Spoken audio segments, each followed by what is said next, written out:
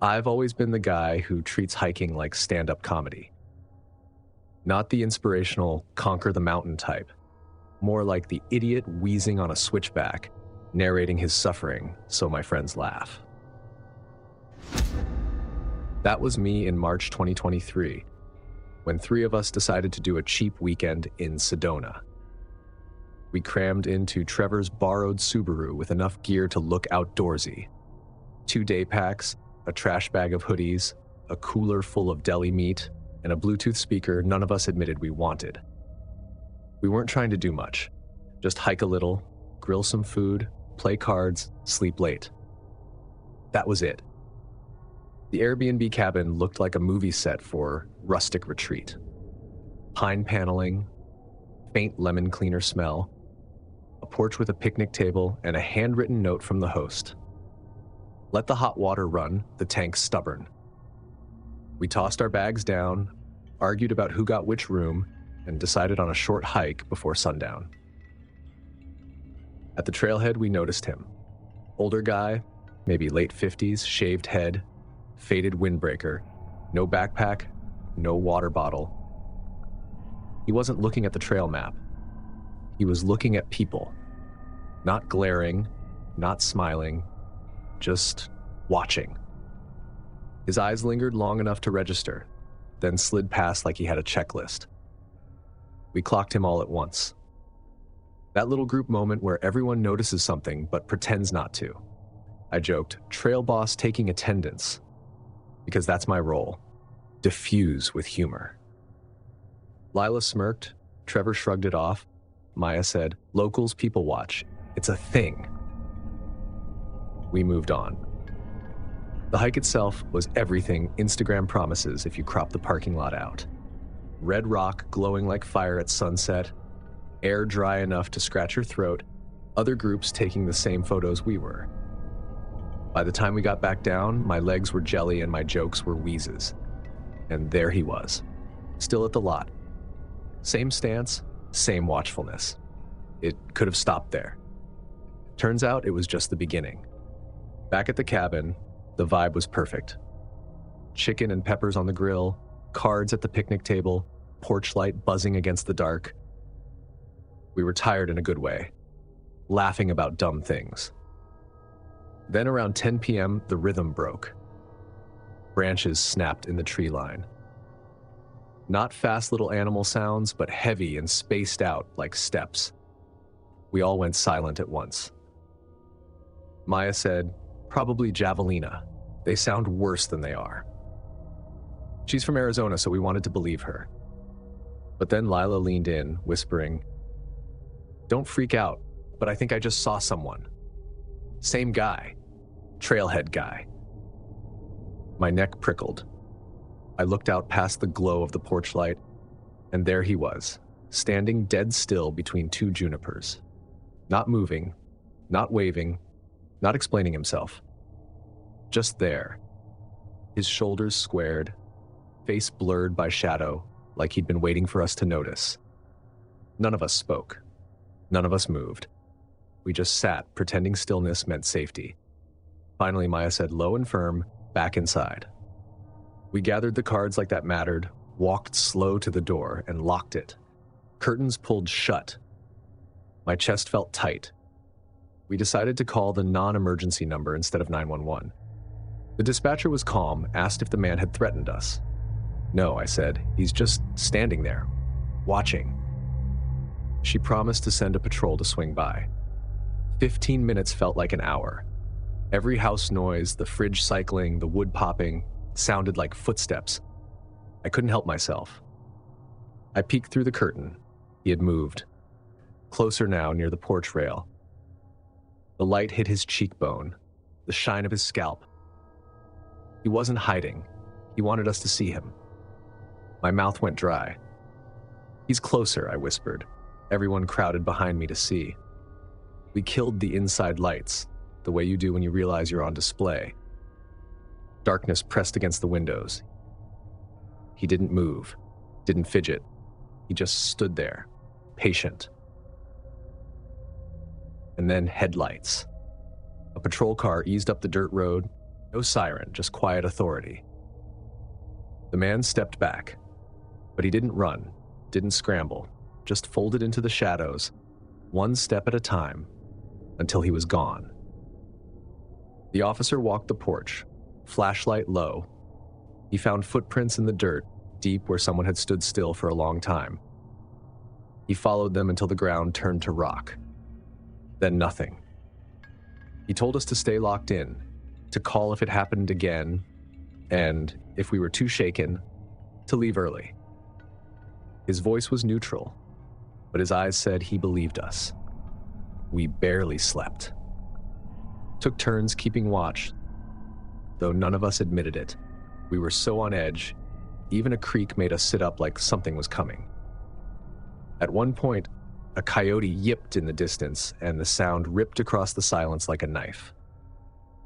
By sunrise, we were done. Packed our bags, cleaned the place too perfectly, and drove out pretending it had just been a normal trip. Months later, different friends, different trip. I was in northern Arizona again. At another trailhead, I saw him. Same shaved head, same posture, still watchful. Standing near the map board, not hiking, not moving, just watching people.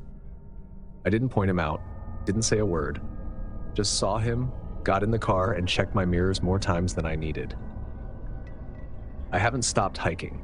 I still love it, still make dumb jokes, still get winded, but I also scan trailheads. I notice who's standing still too long. I look behind me. It's not the steep hills that freak me out anymore, it's who's waiting at the edges.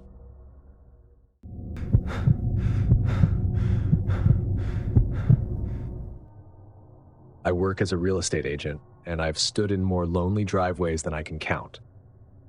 Empty rural houses don't spook me. I sell them for a living. That's why when I planned a weekend trip to Lake Tahoe with a few friends in September 2022, I wasn't expecting anything worse than spotty Wi-Fi and a mousetrap in the pantry.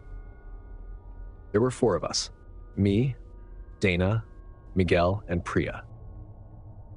We'd rented a cabin tucked back on a gravel road, the kind of place with a stone fireplace, knotty pine walls, and a deck that peeked through the trees toward the lake.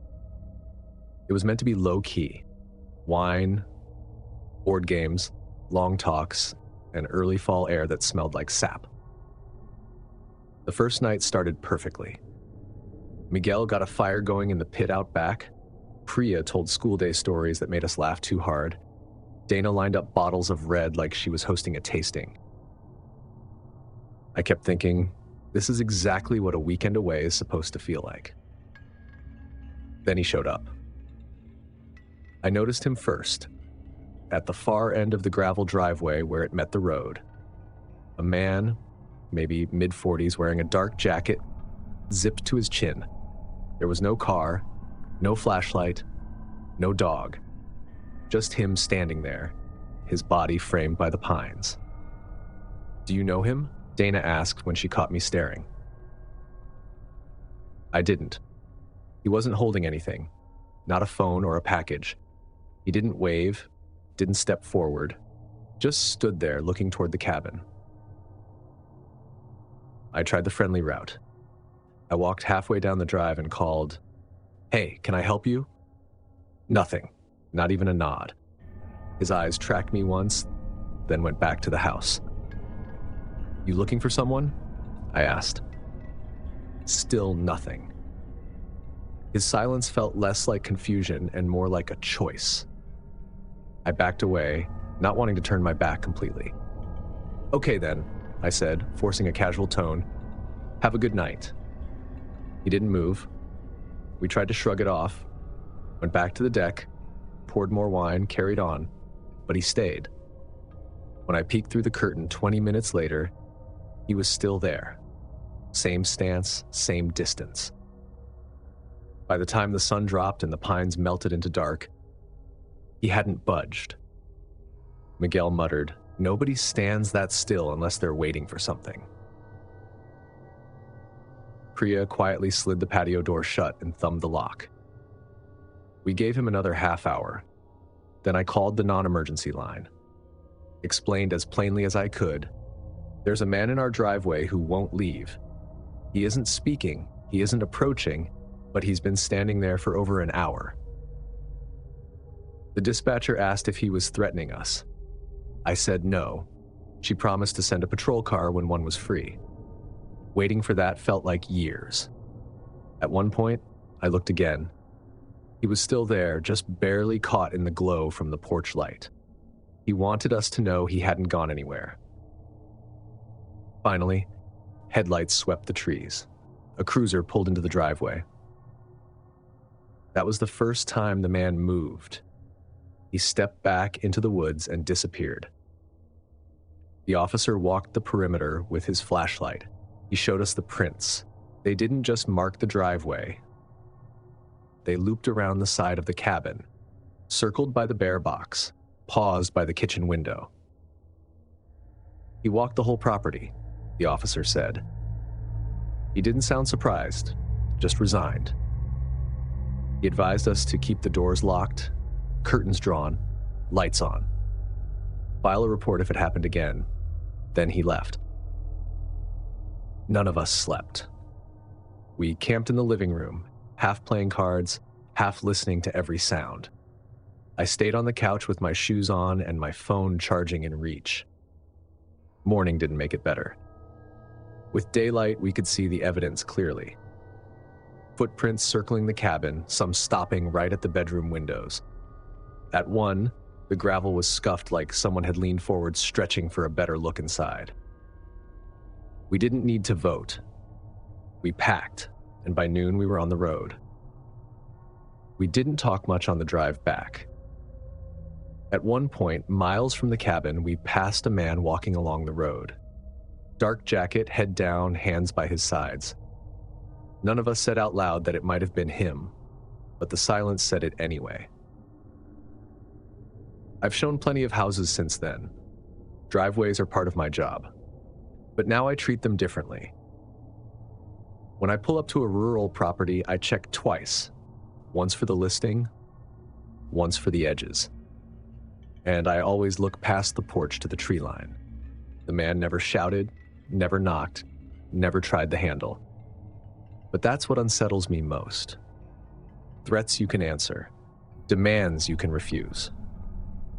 But silence, deliberate silence lets you do all the work, inventing reasons that never add up. I've never gone back to Tahoe, and every driveway I stand in now, I think of his boots pressing into gravel.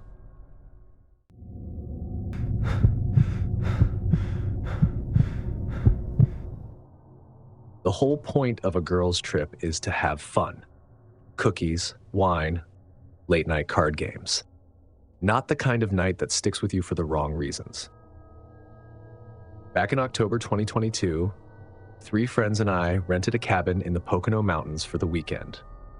We wanted 2 nights of nothing but inside jokes and snacks. That's all. I was the one who brought cookie dough and a playlist, my unofficial contribution to every trip. On the drive up, we blasted songs from college and made fun of how 1 bag of chips was party-sized, though we all knew it wouldn't survive the night. The cabin itself was exactly what we expected. Mismatched mugs, a fake stone fireplace, and a rug patterned with diamonds that made your eyes flicker if you looked too long. It felt like a sleepover with better scenery. We teased each other about who snores the loudest and set up in 2 bedrooms, Jess and Olivia in the queen, me and Leah in the twin room with a ridiculous poster of a bear wearing sunglasses. We baked cookies, poured wine, and played cards until way past midnight. By 2 a.m., we finally agreed it was time to crash. I remember locking the door myself. The deadbolt clicked. Then the flimsy chain that looked more decorative than functional. I tugged the handle once out of habit and joked that if anyone heard me walking around later, it was just me going for second batch cookies. Everyone laughed. Then lights off. House quiet. The thing about cabins is the quiet isn't silent. You still get the hum of the fridge, the tick of the heater, the occasional creak of old wood. I drifted half asleep in that floaty zone where you're not all the way under. That's why I heard it. The squeak of a floorboard outside our room. At first, I thought it was the bathroom. A toilet flushed, water ran, then nothing.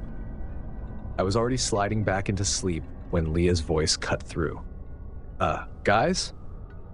It wasn't panicked. It wasn't calm either, just a tone that meant something was off. What? I mumbled. The door, she said. Jess's voice from the other room. What about it? It's open. That woke me up. We shuffled out, phones in hand as makeshift flashlights, and there it was, the front door wide open. The chain dangled loose, the deadbolt turned. The cold air pressed into the room. Beyond the porch light, the woods were a wall of black. I locked it, I said, saying it didn't change the fact that the door was open. We tried to reason it out. Maybe the latch slipped. Maybe the frame was warped. But then Leah pointed at the rug. Mud, she said. There were footprints, clear enough to see the heel and curve of a shoe. A line from the threshold to the edge of the rug, and then nothing. The prints didn't trail off. They just stopped, right where the rug ended and hardwood began. We kept staring at them. Jess finally said what we were all thinking. Someone was in here. We armed ourselves with whatever we could find. Knives from the kitchen, a heavy skillet. Then we searched the cabin. Every closet, every corner, behind the stupid bear poster, under beds. Nothing. Windows locked, back door latched. No sign of anyone still inside. But the prints were there. Fresh, damp, undeniable. We called 911. We weren't totally sure we needed to, but too uneasy not to. The dispatcher told us to stay together, keep the lights on, and wait for a patrol car. We dragged the dining table in front of the door, stacked chairs on top, even balanced a glass on the knob as a makeshift alarm. We huddled in the queen bed, knives on the nightstand, lamps burning. No one admitted they were scared, but no one slept either. By the time the patrol car rolled up, it was nearly dawn. 2 officers did a sweep, checked the door, looked at the rug. One crouched, touched the edge of a print, and muttered, "Fresh." Then he stood and gave us the lines you expect. Lock the doors, call if it happens again. His partner suggested old frames sometimes pop open. We knew better. Morning light made everything look normal, almost embarrassingly so. But the footprints were still there, dried to faint outlines with bits of grit caught in them. We took pictures before cleaning just so we wouldn't doubt ourselves later. I messaged the rental host and sent the photos. They replied, "Older doors swell and shift with the night air. Sorry it spooked you. Enjoy the foliage." A leaf emoji capped it off. None of us laughed. We cut the trip short. Tried to hike, tried to drink cider and pretend it was fine, but the mood was gone.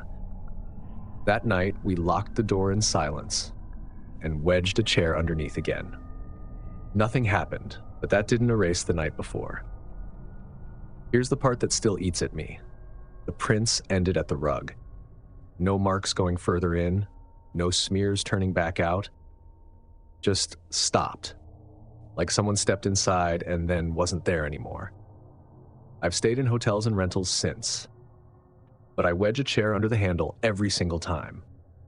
Because once you wake up to find the door wide open and footprints on the rug, you stop assuming locked doors means safe.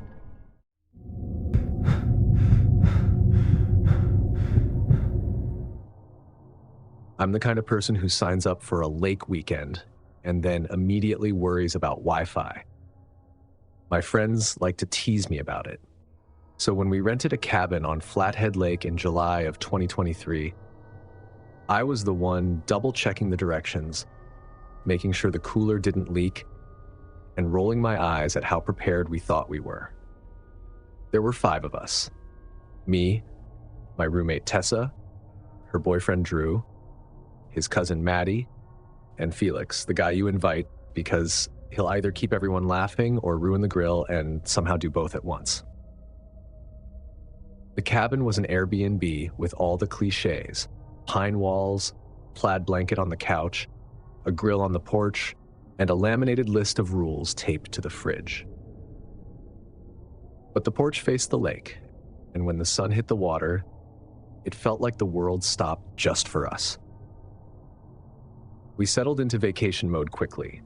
Burgers smoking on the grill, seltzers sweating in our hands, Felix teaching us to fish while tangling his line in a pine tree.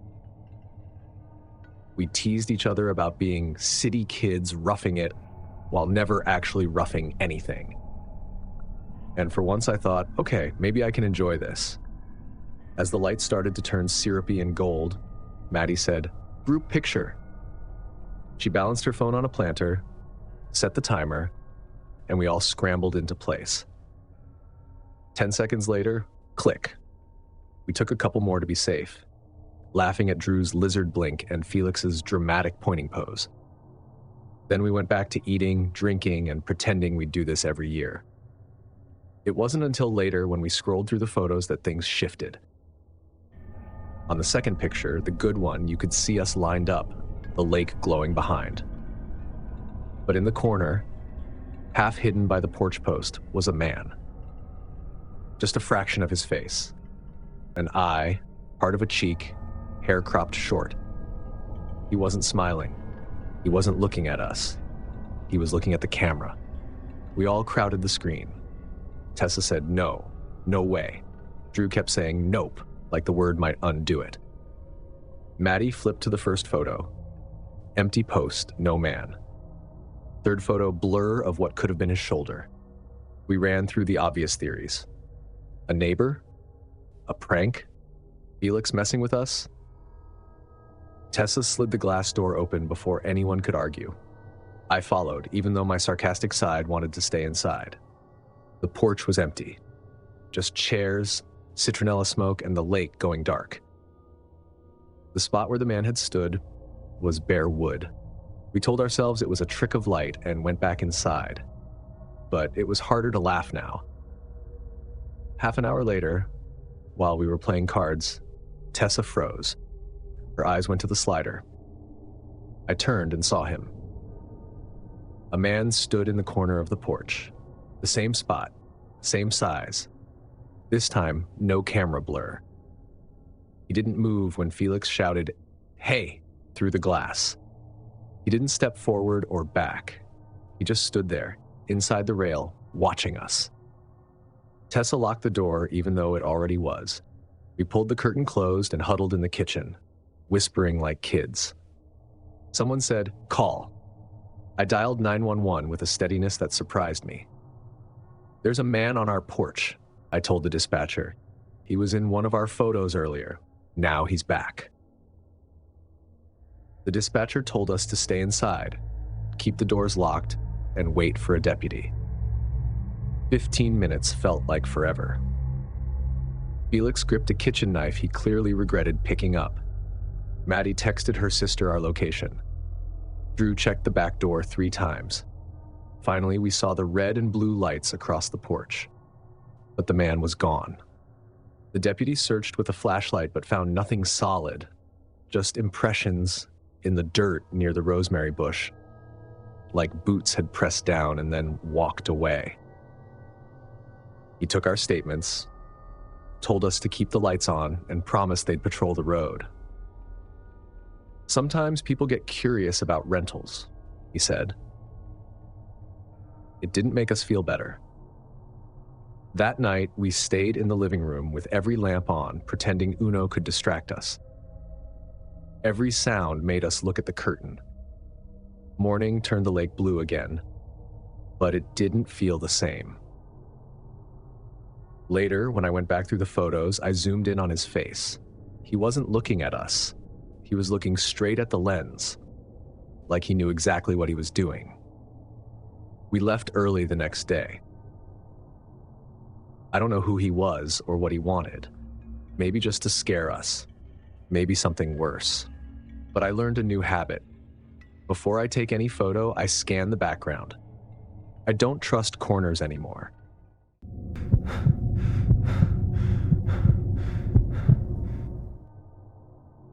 I'm not the type to rattle easy. I've got 2 kids, a wife, and a mortgage, so panic's not really an option. But that weekend in Cannon Beach, Oregon, back in April 2023, has been living rent-free in my head ever since. We'd rented a little gray beach house for 3 nights. My wife, Nora, found it online. 2 bedrooms, a porch, and just a block off the sand. Perfect for a short family trip. Our kids, 6 and 8, were thrilled to pack buckets and shovels like we were moving to the coast permanently. The place had a puzzle on the coffee table with 3 pieces missing. It was as normal as any rental gets. The first day was everything we wanted. The kids built crooked sandcastles, we lit a little fire in a dugout pit, roasted marshmallows, laughed at how sticky they got. By the time we walked back to the house, everyone was exhausted. We tucked the kids in with a story, left the hall light on, and cracked the living room window so the sound of waves could drift in. By 10, Nora was asleep. I made tea, sat on the couch, and let myself enjoy the rare quiet. That's when the fog rolled in. If you've ever been on the Oregon coast, you know how it works. It doesn't just arrive, it swallows everything. The streetlight blurred, the dunes turned into vague shadows, and even the ocean sounded muffled. The first scream was faint. So faint I almost convinced myself I'd imagined it. But a few minutes later it came again. Longer this time, high and raw. Definitely human. I froze with the mug halfway to my lips, listening. I stepped onto the porch. The fog was so thick I couldn't see past the first 2 steps. "Hello?" I called out. Nothing answered. Then another scream. Thick and loud, like it was dragging through the mist. Nora came into the hall, hair messy from sleep, asking if I heard it. I nodded and told her to stay with the kids. My stomach was tight. You want to be the person who helps, but walking blind into a wall of fog while someone screams isn't exactly smart. I dialed 911. The dispatcher asked for our address and if I could tell where the sound was coming from. "The beach side," I said, "but I can't see anything. It keeps moving." She told me officers were on the way and to stay inside. Another scream. It felt closer. I swear it ended too suddenly, like the sound had been cut off. A neighbor in a robe stepped onto his porch across the street. "You hear that?" he called. I said yes, police were coming. He just shook his head and said, "Happens sometimes when the fog comes in." Then he went back inside. That unsettled me more than the scream itself. Minutes later, 2 officers showed up, flashlights in hand. They walked down the beach access path. I stayed by the porch, listening. The screaming came again, and this time they heard it too. I could see their faces tense even through the haze. Called something into their radios and kept walking until the fog swallowed them. I waited, feeling my heartbeat in my ears. Nora stood at the door with our daughter clinging to her leg, whispering, "Is it an animal?" I told her maybe, but I didn't believe it. I've heard seals and foxes. This wasn't that. This was human. Eventually, the officers came back saying they'd checked the immediate area and would have the Coast Guard and Beach Patrol sweep further down. One of them looked me dead in the eye and said, "You're not the first to report this." Then he left. The screaming never came again that night, but I didn't sleep. Every time I closed my eyes, I heard that cut-off ending, like whoever it was had been silenced mid-breath. The next morning, the beach looked untouched. The kids ran straight to the water, laughing like nothing happened. I asked a couple walking their dog if they'd ever heard anything strange at night. The woman just nodded and said, "Sometimes. We called once. Nobody ever finds anything." Back at the grocery store before we left, I mentioned it to the cashier. He looked up and said, "You're not the first to ask about that. That's all anyone said. No explanations. Just that flat acknowledgement." We drove home, but the sound never left me. I can still hear it. Long, desperate, and too human to mistake. I've been back to the coast since, but when the fog rolls in, I don't walk the beach anymore. I keep the porch light on. I keep my family close. And even in the middle of a bright, ordinary afternoon, if I think about Cannon Beach long enough, I swear I can still hear it. Not the ocean. Not the gulls. That scream. If you've ever gone on a trip and wondered who else might be watching from the tree line, you're not alone. Smash that like button, hit subscribe so you never miss the next scare, and drop what you'd do if you found footprints circling your cabin. And if moving into a new house sounds comforting, you haven't watched this channel enough. Click now to watch 4 scary new house horror stories, because sometimes it's not about who's outside, it's about who's already inside. Thanks for watching. Stay alert, stay safe, and I'll see you in the next nightmare.